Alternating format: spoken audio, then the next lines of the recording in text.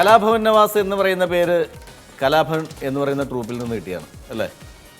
ശരിക്ക് കൊച്ചിൻ കലാഭവൻ എന്ന് പറയുന്നത് പോലെയോ അല്ലെങ്കിൽ അതിന് മുകളിലോ ഉള്ളൊരു പേരാണ് സ്വന്തം ബാപ്പാക്ക് ഉള്ളത് അല്ലേ? അബൂബക്കർ എന്ന് പറയുന്ന മഹാനായ കലാകാരൻ, അദ്ദേഹത്തിൻ്റെ പുത്രൻ ഈ കൊച്ചിൻ കലാഭവൻ്റെ പേരിൽ അറിയപ്പെടാനായിട്ട് ആഗ്രഹിച്ചത് ബാപ്പയുടെ പേരിലായിരുന്നു. കുറച്ചുകൂടി നവാസ് ബക്കർ എന്നുള്ള പേരിലായിരുന്നു എന്നുള്ളത്. അബൂബക്കർ എന്ന് പറഞ്ഞ നടന് അദ്ദേഹത്തിൻ്റെ ഒരു കാലഘട്ടത്തിൽ, അതായത് ഇതുപോലെ അഭിനയമൊക്കെ തുടങ്ങിയിരുന്ന സമയത്ത് ചെറുപ്പത്തിൽ പ്രത്യേകിച്ച് ഒരു ബാക്ക്ഗ്രൗണ്ടൊന്നും ഉണ്ടായിരുന്നില്ല. വളരെ ഓർത്തഡോക്സ് ആയിട്ടുള്ളൊരു ഫാമിലിയിൽ നിന്ന് വന്നിട്ടുള്ള ആളാണ്. അപ്പോൾ അദ്ദേഹം നമുക്ക് തന്നൊരു ഉപദേശം എന്ന് വേണമെങ്കിൽ പറയാം. അദ്ദേഹം നമ്മൾ നമ്മുടേതായിട്ടുള്ളൊരു കഴിവ് മനസ്സിലാക്കി എന്താണ് ഞാൻ ആകേണ്ടതെന്ന് സ്വയം തീരുമാനിക്കുക, നമ്മൾ ഡിസൈഡ് ചെയ്യുക, ആ വഴിക്ക് പോവുക, നിങ്ങളുടെ പേരിൽ നിങ്ങൾ അറിയുക. അപ്പോൾ ഇതൊന്നും അല്ലാതെ അതൊന്നും ഇതിന് കാരണമല്ല. പക്ഷേ കലാഭവനിൽ വന്ന് ആ സമയത്ത് എനിക്ക് തോന്നുന്നു ഒരു ഭാഗ്യമുണ്ടായത്, അടുപ്പിച്ച് കുറേ വിദേശ പരിപാടികൾ ചെയ്യാനുള്ള ഭാഗ്യമുണ്ടായി. അഭിലച്ചനോടൊപ്പം തന്നെ അമേരിക്കയിലും മറ്റുള്ള എല്ലാ സ്ഥലങ്ങളിലും നമ്മൾ പോയി. അപ്പോൾ അതിനൊക്കെ വീഡിയോ ഇറങ്ങിയപ്പോൾ അന്ന് ഇത്തരം ചാനലിൻ്റെ ഒരു സംഭവം ഉണ്ടായിരുന്നു. അപ്പോൾ ഏറ്റവും കൂടുതൽ ആളുകൾ കണ്ടിരുന്നത് എനിക്ക് തോന്നുന്നു ഇതുപോലെ CDs ഒക്കെയാണ്. അപ്പോൾ അതിലൂടെ അന്ന് കലാഭവനിലുള്ള ആളുകളെ അറിയപ്പെട്ട പോലെ തന്നെ നമ്മൾ പിന്നീട് വേദികളിൽ പോകുമ്പോഴൊക്കെ അതിൻ്റെ കൂടെ നമ്മൾ അറിയാതെ തന്നെ വന്നൊരു പേരാണ് കലാഭവൻ. അതിന് കൂടെ കണക്ട് ചെയ്ത് വന്നതാണ്. നവാസ് മാത്രമായിരുന്നു. ശരിക്കും കലാഭവൻ എന്ന് പറയുന്ന പേര് സ്വന്തം പേരിൻ്റെ മുമ്പിൽ വന്നപ്പോൾ ഭാഗ്യമാണോ അല്ലെങ്കിൽ ഭാഗ്യക്കേടാണോ കൂടുതലുണ്ടായത്? അതിനെക്കുറിച്ച് അങ്ങനെ ചിന്തിച്ചിട്ടൊന്നുമില്ല. എന്താണ് ചിലപ്പോൾ ഈ ചില ആൾക്കാർ ഈ പറഞ്ഞ ന്യൂമറോളജി എന്ന് പറയുന്ന സംഭവത്തിൻ്റെ പിന്നിൽ പോകുന്നുണ്ട്. അപ്പോൾ അങ്ങനെയുള്ള കാര്യങ്ങളിലൊക്കെ വിശ്വാസം. ചിലർ പേര് മാറ്റിയിടുന്നു അല്ലേ? പേര് മാറ്റിയിട്ടിട്ട് പേരിൻ്റെ സ്പെല്ലിങ് മാറ്റി, പേര് മാറ്റിയിട്ടാലും അവൻ്റെ കഴിവ് മാറ്റാൻ പറ്റില്ലല്ലോ. കഴിവാണ് നമ്മൾ മാറ്റിയെടുക്കേണ്ടത്. അതായത് നമ്മൾ ചെയ്യുന്നത് കറക്റ്റാണോ, അല്ലെങ്കിൽ എന്തെല്ലാം മാറ്റങ്ങളാണ് അതിൽ ചെയ്യേണ്ടത്, നമ്മൾ എന്തൊക്കെയാണ് ഇനി പഠിക്കേണ്ടത്, അങ്ങനെയുള്ള കാര്യങ്ങളാണ് നമ്മൾ ശ്രദ്ധിക്കുന്നത്. നമ്മൾ പേര് മാറ്റിക്കൊണ്ട് പേര് മാറ്റിയാലും ബാബു എപ്പോഴും ബാബു അല്ലേ എന്ന് പറയുന്ന ഒരു നാദിഷ്ക പറഞ്ഞൊരു വിറ്റുണ്ട്. അത് പന്തല്, അത് ഞാനല്ല, ജോർജ്, നമ്മുടെ കൂട്ടുകാരൻ ജോർജ് പറഞ്ഞാണ്. അതായത് നമ്മുടെ നാട്ടിലെ ഒരു ബാബു എന്ന് പറഞ്ഞ ഒരു പാവപ്പെട്ട അവൻ്റെ ഒരു കോലും രൂപം ഭാവമൊക്കെ കൊണ്ട് ഇങ്ങനെ ഒടിഞ്ഞുറുകിയ കക്ഷിയാണ്. 10 ലക്ഷത്തിൻ്റെ പന്തല് 10 ലക്ഷത്തിൻ്റെ ഇട്ടിട്ട് കാര്യമില്ലല്ലോ, മണവാളം ബാബു അല്ലേ. അപ്പോൾ പേര് മാറ്റുന്നതിൽ കാര്യമൊന്നുമില്ല അല്ലേ? അതെ. ഇപ്പോൾ നവാസിൻ്റെ ചേട്ടൻ നിയാസും അറിയപ്പെടുന്ന നടനായി മലയാള സിനിമയിൽ. ശരിക്കും പറഞ്ഞാൽ അങ്ങനെ ഒരു ഭാഗ്യം കിട്ടിയേക്കുന്നത് നമ്മുടെ സുഖേട്ടന് മാത്രമാണ്, സുകുമാരൻ ചേട്ടന് മാത്രമാണ്. അങ്ങനെ ഒരു 2 മക്കളും മലയാള സിനിമയിലെ വലിയ താരങ്ങളായി വരുന്നു.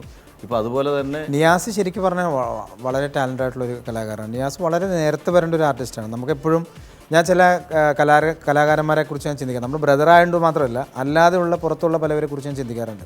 കാരണം അവരുടെ കഴിവ് വെച്ച് വളരെ നേരത്തെ തന്നെ നമ്മൾ ഉദ്ദേശിക്കുന്ന സ്ഥലങ്ങളിലൊക്കെ എത്തേണ്ട ആളുകളാണല്ലോ എന്ന് എനിക്ക് തോന്നിയിട്ടുണ്ട്. അപ്പോൾ നിയാസ് ശരിക്കും പറഞ്ഞാൽ എനിക്ക് പാട്ടിനോടാണ് പണ്ട് താല്പര്യം. നിയാസാണ് മിമിക്രി മോണാക്റ്റൊക്കെ പണ്ട് ചെയ്തിരുന്നത്. പിന്നെ വാപ്പ പറയുന്ന കുറേ തമാശകളൊക്കെ കേട്ട് അത് സ്റ്റേജിലൊക്കെ എനിക്ക് 10 വർഷത്തോളം ഒരു ഐറ്റം കളിച്ചിട്ടുണ്ട്. പണ്ട് വളയം എന്നൊരു ഐറ്റം ഉണ്ട്. അത് വാപ്പയുടെ ചെറുപ്പത്തിൽ വാപ്പയും കൂട്ടുകാരെ കൂടി കളിച്ചിരുന്ന ഒരു ഐറ്റമാണ്. കാരണം 2 ചെറുപ്പക്കാർ തൊഴിലൊന്നും ഇല്ലാതെ ഇപ്പോൾ ഒരു സർക്കസിലേക്ക് കിടക്കുകയാണ്.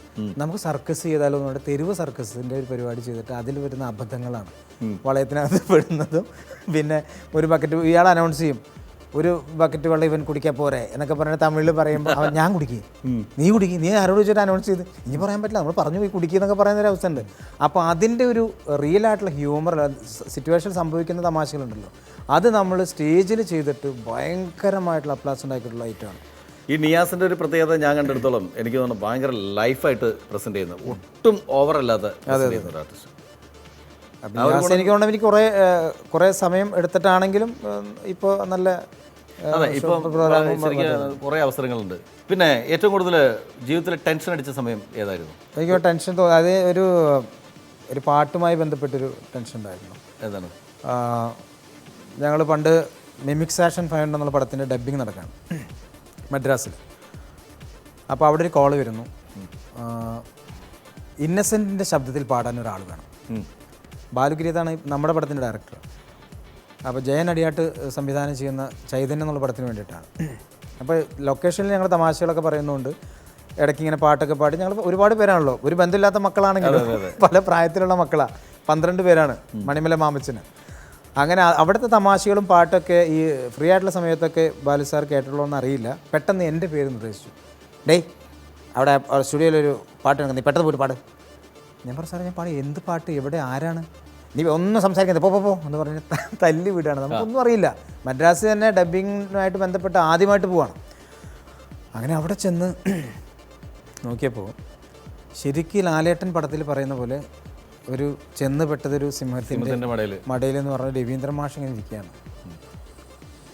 അപ്പോൾ രവീന്ദ്ര മാഷ് തന്നെ അല്ലേ, എനിക്കൊരു സംശയം.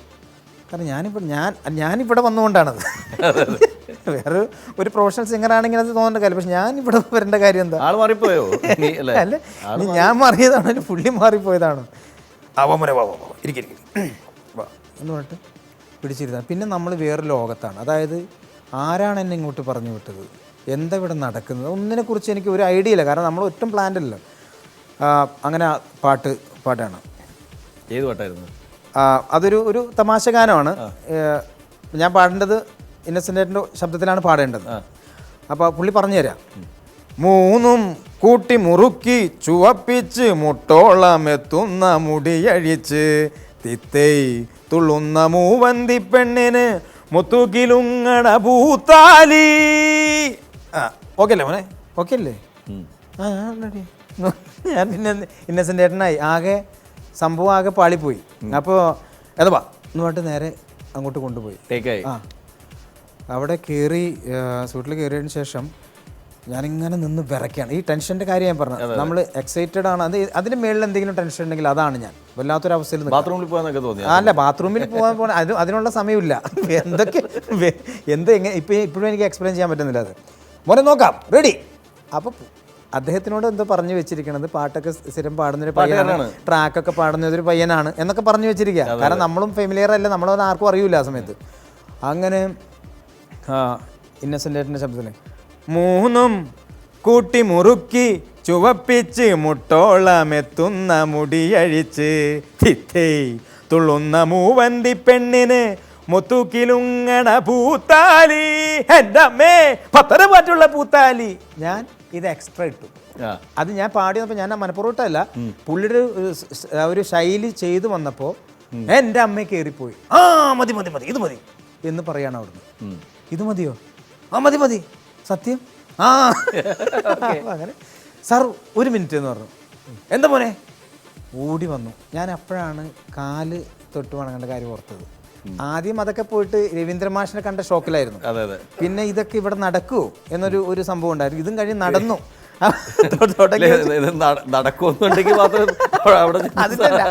അതിൻ്റെ അല്ല, അതൊക്കെ നമ്മൾ ശരിക്കും പറഞ്ഞാൽ ഇപ്പോൾ ഒരു സ്വപ്ന ലോകത്തായിരുന്നു. അപ്പോൾ നമ്മൾ പാട്ട് പാടാൻ പോകുന്നു, അല്ലെങ്കിൽ പഠിക്കാൻ പോകുന്നു, ഈ സമയത്തൊക്കെ ദക്ഷിണ വയ്ക്കുന്ന കാര്യങ്ങളൊക്കെ ഉണ്ടല്ലോ.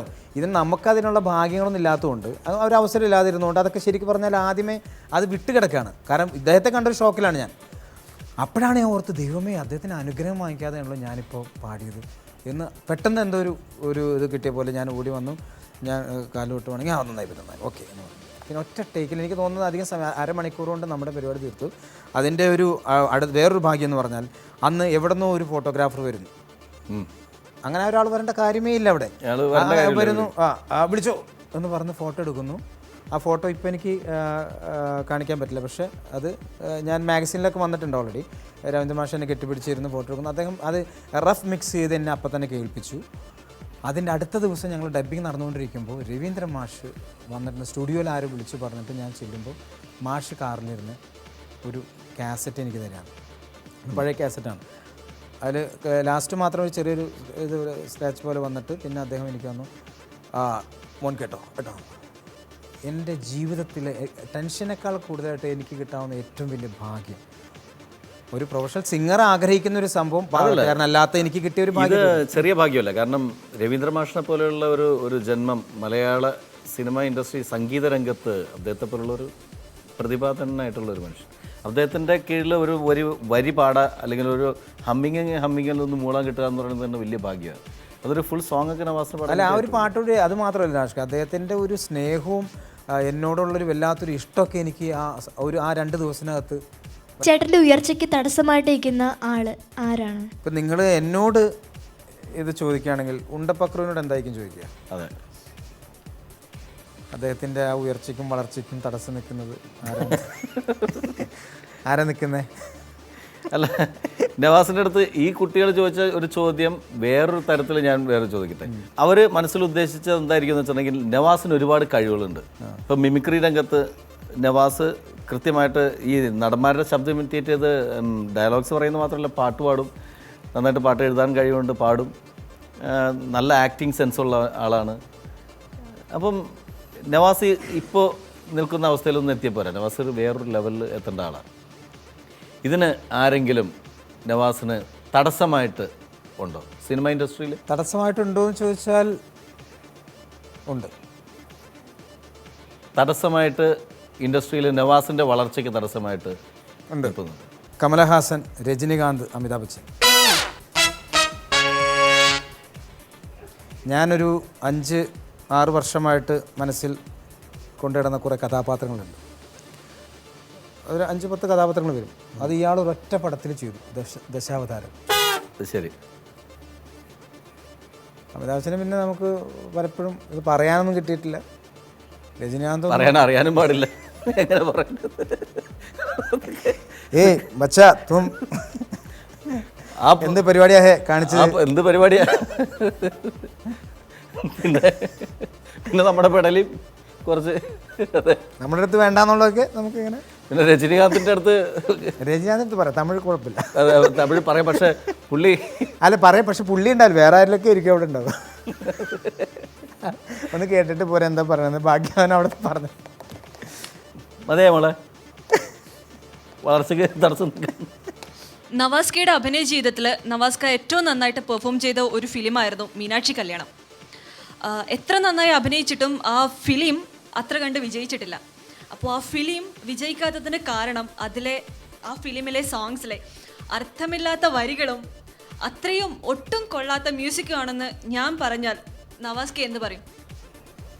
ഞാനത് നിഷേധിക്കില്ല. കാരണം എനിക്ക് ഒരാളെ കൊല്ലാൻ കിട്ടുന്ന അവസരം ഞാൻ മാക്സിമം ഉപയോഗിക്കുന്ന ഒരാളാണ്. അത് എന്നോട് ചോദിക്കേണ്ടല്ല, നാദർഷയോട് ചോദിക്കേണ്ട ചോദ്യമാണത്. കാരണം അദ്ദേഹമാണ് അതിന്റെ മ്യൂസിക് ഡയറക്ടർ. പുള്ളിയോട് ചോദിച്ചാൽ മതിയായിരുന്നു അത്. ഒട്ടും കൊള്ളാത്ത മ്യൂസിക് ആണല്ലോ. ഈ പന്തെറിയുമ്പോ ഇങ്ങനെ മതിലേറിയിട്ട് ഇങ്ങനെ വിളിക്കുന്ന പരിപാടിയില്ലേ ഇവിടെ. പക്ഷെ കുട്ടിക്ക് വേറൊരു അബദ്ധം പറ്റി. അതിനകത്ത് അർത്ഥമില്ലാത്ത വരികളൊന്നും ഒരിക്കലും പറയാൻ പറ്റില്ല. അതെന്നറിയോ, അത് ഞാൻ എഴുതിയെന്നുള്ള ധാരണയിലാണ് പറഞ്ഞത്. പക്ഷെ ഞാനല്ല, അതിൽ ഏറ്റവും നല്ല വരികളുണ്ടായിരുന്നു രമേശൻ നായരുടെ. രമേശൻ നായർ സാറാണ് അതിലെ വരികൾ. അത് ഞാൻ പിൻവലിച്ചു. അത് പിൻവലിക്കണം. പിൻവലിച്ചിരിക്കുന്നു. മ്യൂസിക് ഡയറക്ടറെ കുറ്റം പറഞ്ഞോ, അത് നമുക്ക് ഇങ്ങനെ കൊള്ളിക്കാം. പക്ഷെ ഭയങ്കര ഇത് പറഞ്ഞെങ്കിലും എനിക്ക് ഭയങ്കര സന്തോഷം തോന്നിയ സമയം. എനിക്ക് നാഷിക്കാണ് അതിൻ്റെ മ്യൂസിക് എന്ന് അറിയില്ല. ഞങ്ങൾ ചേതന സ്റ്റുഡിയോയിൽ അല്ലേ പൂജ കഴിഞ്ഞു. ഈ പാട്ട് ഒരു ഫസ്റ്റ് സോങ് കേട്ടപ്പോൾ ഭയങ്കര സന്തോഷമുണ്ട്. കാരണം ഞങ്ങളുടെ ഒരു ടീം വർക്ക് എന്ന് പറയുന്ന പോലെ ഇപ്പോൾ ഈ പ്രൊഫഷനിൽ തന്നെ നാഷിക എന്നെക്കാളും ഒരുപാട് സീനിയറാണ്, ഒരുപാട് എക്സ്പീരിയൻസ് ആയിട്ടുള്ള ആളാണ്. പക്ഷേ എങ്കിലും ഒരുപാട് പ്രോഗ്രാംസിനും ഇതുമായി ബന്ധപ്പെട്ട് മാവേലി കൊമ്പത്തായിക്കോട്ടെ എല്ലാ കാര്യങ്ങൾക്കും ഞങ്ങൾ കണക്ട് ചെയ്ത് കിടക്കുന്ന ആളുകളാണ്. അപ്പോൾ നാഷിക ഒരു സ്വന്തമായിട്ടൊരു മ്യൂസിക് ചെയ്ത് ആ പടത്തിൽ എനിക്ക് അഭിനയിക്കാൻ പറ്റി. ഞാൻ പാടുന്ന അദ്ദേഹം മ്യൂസിക് ചെയ്തതിൽ എനിക്ക് പാടി അഭിനയിക്കാൻ്റെ അവസരം എന്നൊക്കെ പറയുന്നത് ഞങ്ങൾക്ക് പുറത്തു പറയാതെ രഹസ്യമായിട്ടുള്ള ചില സന്തോഷങ്ങളുണ്ട്. അത് അനുഭവിച്ച നിമിഷമാണത്. പാട്ട് നല്ലതായിരുന്നു കേട്ടോ. പാട്ട് അതിൻ്റെ ലിറിക്സ് രമേശൻ നായർ സാറായിരുന്നു, അത് പാടിയത് ദാസേട്ടനാണ്. അതൊക്കെ നമ്മളെ സംബന്ധിച്ച് ഒരു ഏറ്റവും വലിയ ഭാഗ്യങ്ങളാണ് അല്ലേ? പിന്നെ പക്ഷേ അത് പാട്ട് ചെയ്തായിരുന്നു നവാസിന് ഓർമ്മയുണ്ട്. നവാസ് അഭിനയിച്ച പാട്ടല്ല, അല്ല നാഷിക ട്യൂൺ ചെയ്തതല്ലേ? ഒന്ന് പറഞ്ഞു.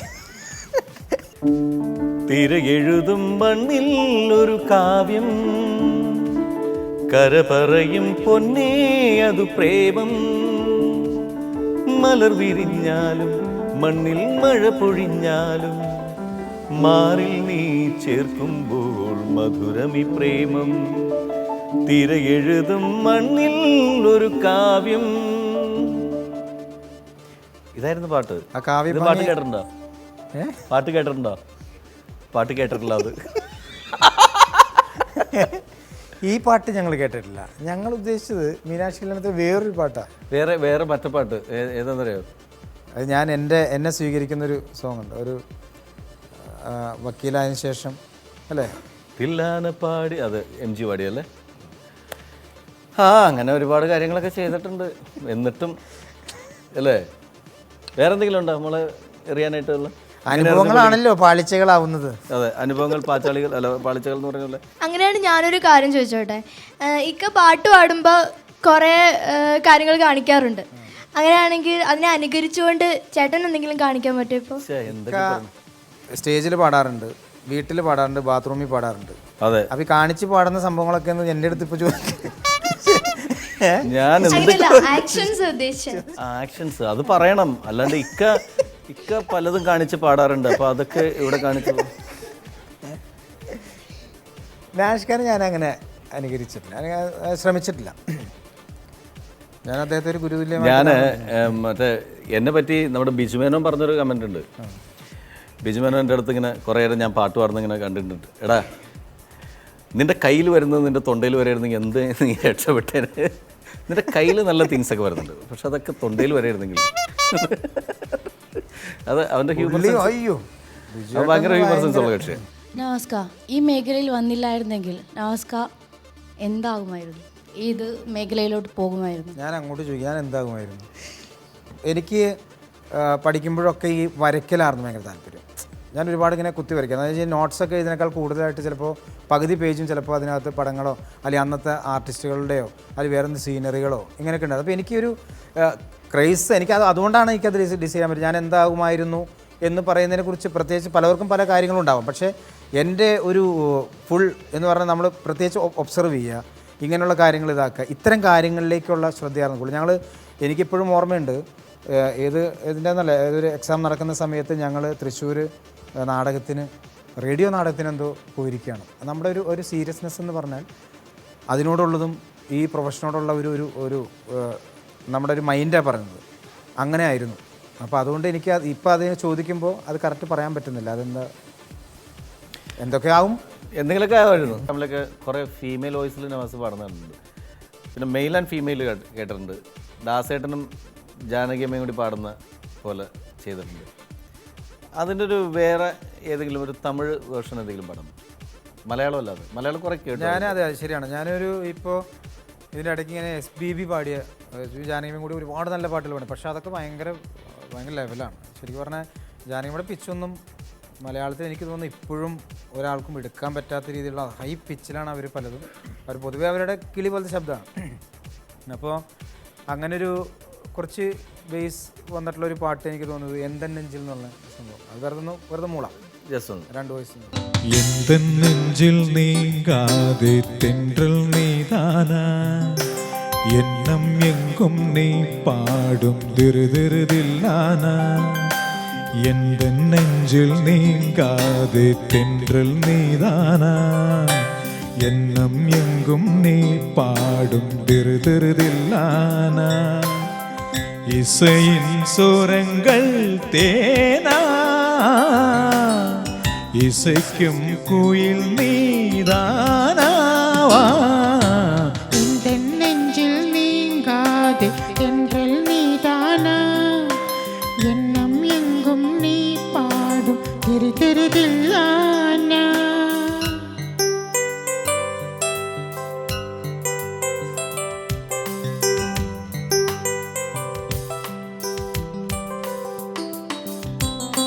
மழையில் தனையும் மார்கழி பூவே, என்னை நீ பிறந்தாலேதொரு வாழ்வே.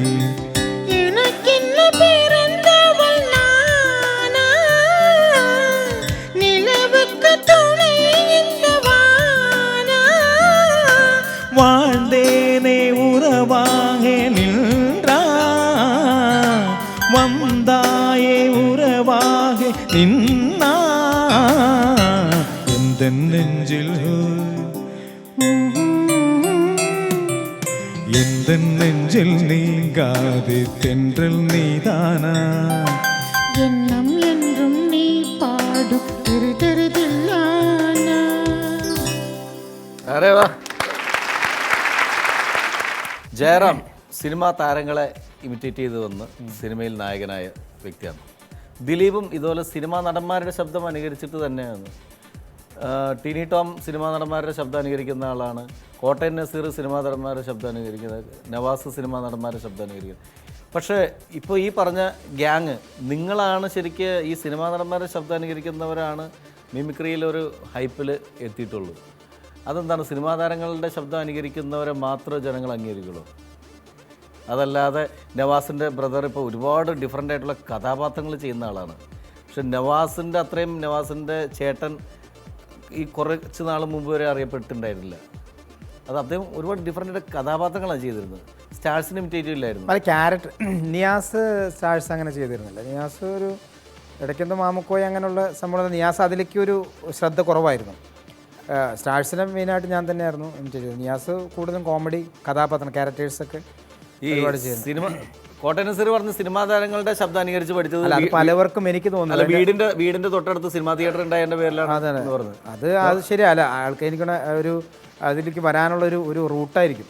നവാസ് എങ്ങനെയാണ് സിനിമാ താരങ്ങളുടെ ശബ്ദങ്ങൾ പഠിച്ചത്? എൻ്റെ സംഭവിച്ചില്ല. ഞാനിപ്പോൾ നാഷിക പറഞ്ഞ സ്ഥലത്തേക്ക് തന്നെ വരികയാണ്. അതായത് ജയറാമേട്ടൻ്റെയും പിന്നെ സൈനുദ്ദീൻ ക, റഹ്മാൻ ക, കെ എസ് പ്രസാദ് എന്ന് പറഞ്ഞാൽ എനിക്ക് എൻ്റെ കരിയറിൽ ഒരു ട്രെയിനിങ് ഉണ്ടാക്കിയ ഒരാളാണ് കേട്ടോ. അതങ്ങനെ ഒരു സംഭവം ഉണ്ട്. കെ എസ് പ്രസാദ് അദ്ദേഹം ആണ് എന്നെ ഫസ്റ്റ് കലാഭവൻ്റെ ഷോയ്ക്ക് എന്നെ പരിചയപ്പെടുന്നു കൊണ്ടുവന്നൊക്കെ. അപ്പോൾ ഇവരുടെ ഒരു പ്രോഗ്രാം അന്ന് കേബിളൊന്നുമില്ല, നമ്മുടെ ഈ കൈരളി ചാനൽസ് ഒന്നുമില്ല. അതിൽ ഈ ദൂരദർശൻ്റെ ഒരു പ്രോഗ്രാമിന് ഇവരെവിടെയോ ചെയ്തൊരു പ്രോഗ്രാം ടെലികാസ്റ്റ് ചെയ്യുന്നതായിരുന്നു. അത് ആരോ പറഞ്ഞിട്ട് ഞാൻ ഒരു വീട്ടിൽ പോയിട്ട് ഞങ്ങൾ കാണുക. നമ്മുടെ അവിടെ ഒന്നും ഈ പറഞ്ഞ ടെലിവിഷൻ പോലും ഇല്ല. അങ്ങനെ ചെന്ന് കണ്ടപ്പോൾ ശരിക്കും അവിടെ നിന്ന് ഒരു താല്പര്യം വരുന്നത് ഇവർ നിരന്ന് നിന്നിട്ടുള്ള അവരുടെ പൂരവും വെടിക്കെട്ടും അതിനൊപ്പം തന്നെ സ്റ്റാർസിൻ്റെ അനുകരണം അവരുടെ സ്കിറ്റുകളൊക്കെ കണ്ട് വല്ലാതെ അങ്ങോട്ട് ആകർഷിച്ചു അതിനെ. അപ്പോൾ ഇതിൽ ഞങ്ങളുടെ ഒരു 5-6 പേര് ഗ്യാങ്ങിൽ ഞാൻ വേറൊരു മൂഡിലായിപ്പോയി. കാരണം ജയറാമേട്ടൻ എടുക്കുന്ന ഓരോ സാധനം അത്രയും പെർഫെക്ഷൻ എന്ന് പറഞ്ഞാൽ ഇപ്പോഴും നമ്മുടെ കൂടെ ഞങ്ങളൊക്കെ കൂടെ നിന്ന് ചെയ്യുമ്പോഴും അദ്ദേഹത്തിൻ്റെ ഒരു സ്റ്റാർ വരുമ്പോൾ ഞങ്ങളിപ്പോൾ അമ്മ ഷോയ്ക്ക് വരെ നമ്മൾ ചെയ്തപ്പോഴും അതിൻ്റെ ഒരു ക്വാളിറ്റി അതാണ്. പിന്നെ ഒരു വളരെ മൈന്യൂട്ടായിട്ടുള്ള സംഭവം നോയ്സ് പോലും അദ്ദേഹം പിടിച്ച് പെർഫെക്റ്റായിട്ടാണ്. അപ്പോൾ ആ ഒരു പെർഫെക്ഷൻ അത് തോന്നിയും വല്ലാതായിട്ട് നമുക്ക് ചില സിറ്റുവേഷനിൽ നമ്മളെ ഒരു ഇന്ന സംഭവത്തിലേക്ക് ആകർഷിക്കുക എന്ന് പറയുന്ന പോലെ അത് എന്നെ വല്ലാതെ ആകർഷിച്ചു. അങ്ങനെ ആരോടും പറയാതെ തന്നെ ചില ശബ്ദങ്ങളൊക്കെ എളുപ്പത്തിൽ എടുക്കാൻ പറ്റും. വേണു ചേട്ടൻ അപ്പോൾ അന്ന് സ്ഥിരം വയ്യ, മടുത്തു, കഷ്ടപ്പെട്ട്, ബുദ്ധിമുട്ടി, ഇങ്ങനെ ചില സംഭവമൊക്കെ എല്ലാവരും. അപ്പോൾ അങ്ങനെ അപ്പോൾ ഇതിൽ അതിൻ്റെ കോമഡി ഉണ്ട്. ആരോ സ്ഥിരമായിട്ട് ഡയലോഗ് ചെയ്യണത് 10 കൊല്ലം കഴിഞ്ഞപ്പോൾ അവൻ അമ്മയുടെ ശവം ആറ്റിലൂടെ ഒഴിച്ച് പോകുന്നത് കണ്ടിരുന്നവനാ. അപ്പോൾ കൊച്ചിയിലാണ് പ്രോഗ്രാം. നിൻ്റെ അമ്മയുടെ ശവം ആറ്റിലൂടെ ഒഴിക്കാൻ വേണ്ടി 10 കൊല്ലം ആയിടപ്പം ഇത് എവിടെയും എത്തിയില്ലെന്ന് പുള്ളി ആകെ ചെയ്യുന്ന ഡയലോഗും ഒരു മാറ്റം വരുത്തില്ല. വേണുചേട്ടൻ എന്തെല്ലാം ഡയലോഗ്സ് അതിന് ശേഷം പറഞ്ഞിട്ട് പഠിക്കില്ലേ. മഹേശ്വരി, KP ഉമർ ഇത് മാത്രമേ പറഞ്ഞിട്ടുള്ളൂ. അപ്പോൾ അത് നമ്മുടെ കുഴപ്പമാണ്. കാര്യം ശരിക്കും പറഞ്ഞപ്പോൾ മാറ്റം ഉണ്ടാക്കുക. ഇപ്പോൾ സ്റ്റാർസ് പാട്ട് പാടുന്ന സംഭവം ഞാൻ കൊണ്ടുവന്നതാണ്. അതായത് കലാഭവൻ ഷോയ്ക്ക് തന്നെയാണ് താരങ്ങൾ. അപ്പോൾ നമുക്ക് പാട്ടിനോട് താല്പര്യം കൊണ്ട് ഇവർ പാടിയാൽ എങ്ങനെയായിരിക്കും, ഇവർ പാടുമ്പോൾ അത് നമുക്ക് ചെയ്യുന്ന ടഫാണ്. കാരണം അതിനകത്ത് വളരെയേറെ ശ്രദ്ധിക്കേണ്ടത്. കാരണം ഇവർ പാടുമ്പോൾ ഒരു ഭയങ്കര പെർഫെക്ഷൻ ഉണ്ടാവണമെന്നില്ല. പിന്നെ അവരുടെ ഒരു സ്ക്രാച്ചുള്ള ശബ്ദമാണെങ്കിൽ ഇപ്പോൾ MS തൃപ്പൂണിത്തുറ പാടുമ്പോൾ അദ്ദേഹത്തിൻ്റെ അതൊക്കെ നമ്മൾ കീപ്പ് ചെയ്യണം. അതിൻ്റെ താളം നോക്കണം, അതിൻ്റെ ശ്രുതി നോക്കണം, ഇതിൻ്റെ കൂടെ വേണം പാട്ട് ചെയ്യാൻ. അപ്പോൾ അത് നമുക്ക് നോർമൽ ഒരു സോങ് വേണമെങ്കിൽ വെറുതെ പാടാം. സ്റ്റാർസ് പാടുന്ന നവാസ് ഒരുപാട് ചെയ്തിട്ടുള്ളത് ഒരു പ്രാവശ്യം നവാസ് നേരത്തെ പറഞ്ഞ കേൾക്കാനായിട്ടുള്ളൊരു കൊതിയുണ്ട്. ഇപ്പോൾ ഞാൻ പറഞ്ഞു, ഇപ്പോൾ ഈ നാഷ്ക്ക് നേരത്തെ പറഞ്ഞ പോലെ എന്താണ് നമ്മൾ വെറൈറ്റി ആയിട്ട് ചെയ്യുന്നത്. ഇപ്പോൾ ഒരു പാട്ട് ഹിറ്റായി, ആ പാട്ട് സ്റ്റാർസ് പാടുക എങ്ങനെയാണെന്നുള്ളതാണ് ഞാൻ ചിന്തിക്കുക. താരങ്ങൾ പാടുക. ഇപ്പോൾ നമ്മൾ ഇപ്പോൾ അടുത്ത ഹിറ്റ് എന്ന് പറയുന്നത് അപ്പങ്ങളെയും പാടും. ഈ പാട്ട് ഞാൻ മുമ്പ് ചെയ്തിട്ടുള്ളതാണ്, എന്നാലും ഒരിക്കൽ കൂടി ചെയ്യാം. ഇത് സ്റ്റാർട്സ് ഞാൻ പറയുന്നില്ല, നിങ്ങൾ ഗസ് ചെയ്യണം. ഓക്കെ. അപ്പങ്ങളെമ്പാടും ഒറ്റയ്ക്ക് ചുട്ടമ്മായി, അമ്മായി ചുട്ടത് മരുമോനിക്കായി. അപ്പങ്ങളെമ്പാടും ഒറ്റയ്ക്ക് ചുട്ടമ്മായി, അമ്മായി ചുട്ടത് മരുമോനിക്കായി. അമ്മായി കൊച്ചമ്മായി മരുമോനെ പൊന്നമ്മായി, കച്ചോണം മുട്ടിയപ്പോൾ വട്ടായി പോയി. അമ്മായി കൊച്ചമ്മായി മരുമോനെ പൊന്നമ്മായി, കച്ചോണം മുട്ടിയപ്പോൾ വട്ടായി പോയി. അപ്പങ്ങളെമ്പാടും ഒറ്റയ്ക്ക് ചുട്ടമ്മായി, അമ്മായി ചുട്ടത് മരുമോനിക്കായി. അപ്പങ്ങളെമ്പാടും ഒറ്റയ്ക്ക് ചുട്ടമ്മായി, അമ്മായി ചുട്ടത് മരുമോനിക്കായി. മോനെ, ഈ അമ്മായി എന്ന് പറഞ്ഞാണ്ടല്ലോ ഒടുക്കത്തെ ചൂടിലാണ്. ഈ നായിൻ്റെ മുകളിൽ ചൂട് നിർത്തണമെങ്കിൽ നമ്മുടെ സുരേഷ് ഗോപി എന്ന് വിചാരിക്കണം. ഈ എന്ത് ചൂടിലാണെന്നറിയോ? ചൂടൽ മാത്രമല്ല, വേറെ ഉണ്ട് ഭ്രാന്ത്. കഞ്ഞി വെച്ച് പുട്ടുകുത്തി പിന്നെയും കുത്തി. എന്തൊടുക്കത്തെ കുത്താണ്. ആ സുരേഷ് ഗോപി ഒന്ന് വരാൻ പറയും മോനെ. അമ്മായി, കൊച്ചമ്മായി, ചിത്തമ്മായി, പൊന്നമ്മായി, ഒടുക്കത്തെ അമ്മായി, കരിനീല കൊണ്ട് വട്ടായി തീർന്നു പോ. വേഗാതെ പോയി, വേവേറിപ്പോയി, വേഗാതെ പോയി, വേവേറിപ്പോയി, ചൂടാറിപ്പോയി, ചൂടാറിപ്പോയി. മക്കളെ വേഗം തോനെ വിളമ്പി അരിപരി വറ്റി കരിപരി വറ്റി തിരുപരി വറ്റി തരിപരി വറ്റി വട്ടായിട്ട് കരിപരി വറ്റി വട്ടായി പോയേ.